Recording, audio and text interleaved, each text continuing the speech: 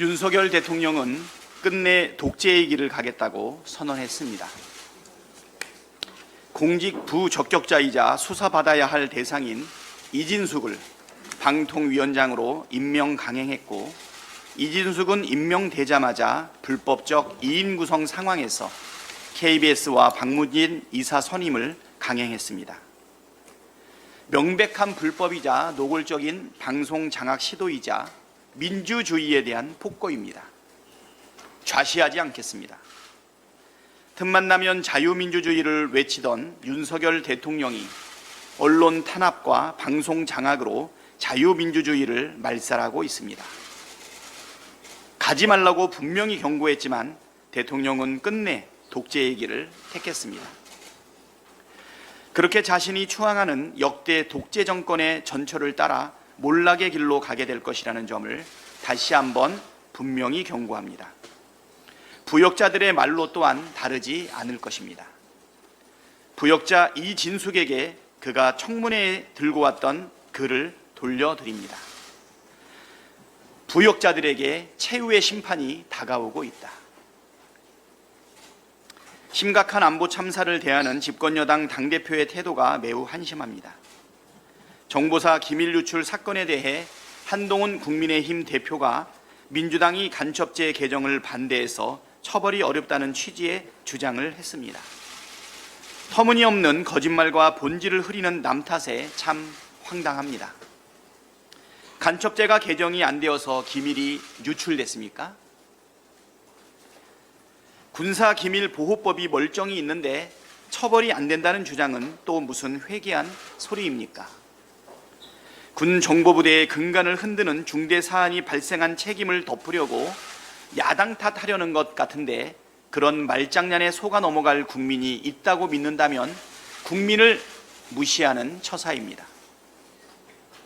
집권여당의 당대표가 이런 심각한 안보 참사 앞에서 책임을 통감하고 국민께 사과하지는 못할 망정 야당의 책임을 뒤집어 씌우려고 해서야 되겠습니까?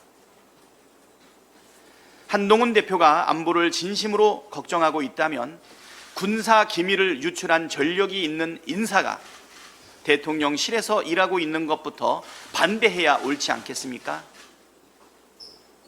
야당 탓한다고 해서 윤석열 정부의 안보 무능이 감춰지지도 않습니다.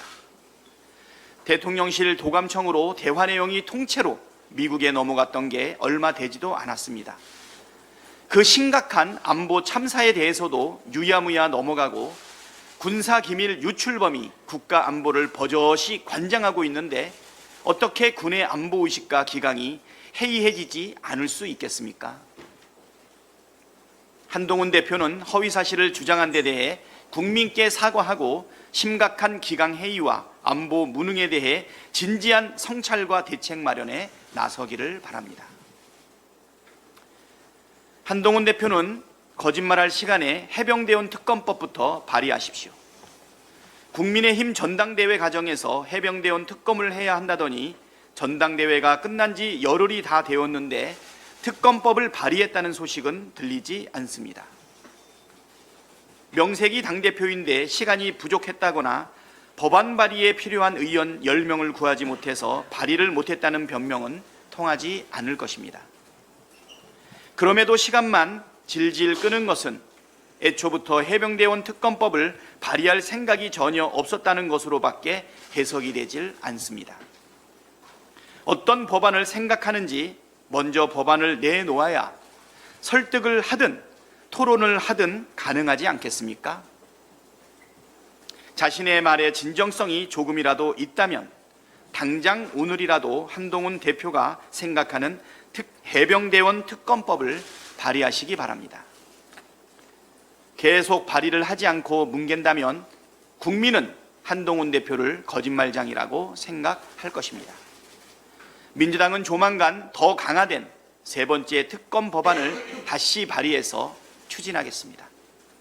한동훈 대표가 해병대원 특검 필요성에 대해 인정하고 있으니 국민의힘이 별도 특검 법안을 내지 않는다면 민주당 안에 동의한다는 뜻으로 알겠습니다.